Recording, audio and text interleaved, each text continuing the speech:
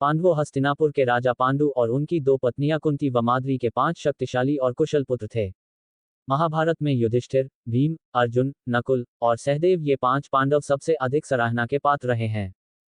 इनके जन्म की कहानी न सिर्फ दिलचस्प है, बल्कि हैरान कर देने वाली भी है। एक बार राजा पांडु अपनी पत्नियों के साथ शिकार करने के लिए जंगल में गए।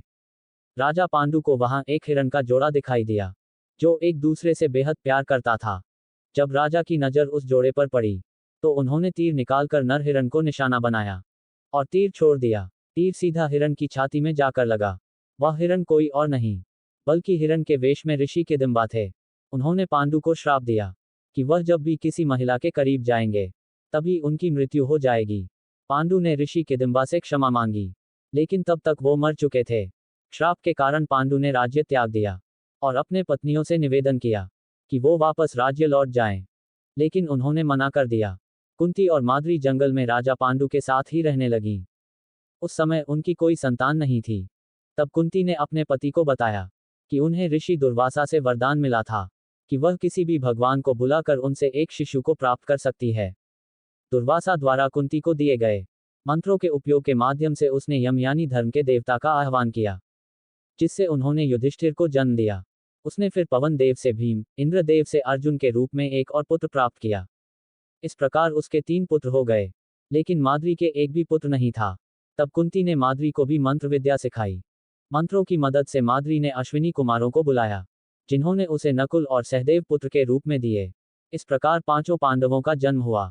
देवताओं से प्राप्त सभी पांडवों को देवताओं की तरह ही दिव्य गुण प्राप्त हुए थे। ये कहानी ऐसे योद्धा की जिसे लोग दानवीर कर्ण के नाम से जानते हैं।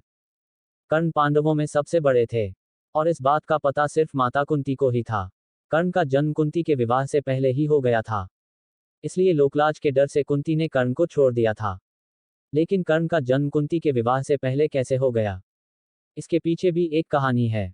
बात उस समय की है जब कुंती का विवाह नहीं हुआ था और वह सिर्फ राजकुमारी थी।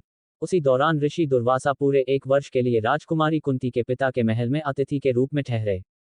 कुंती ने 1 वर्ष तक उनकी खूब सेवा की।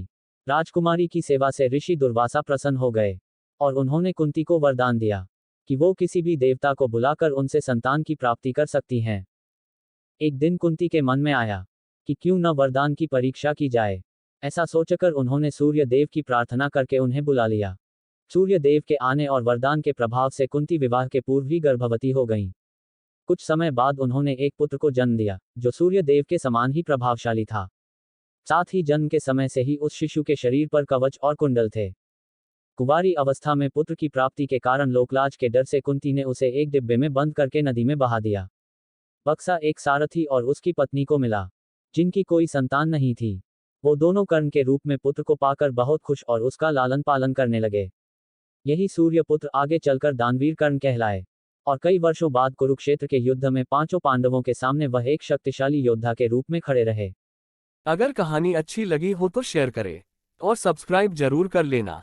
धन्यवाद।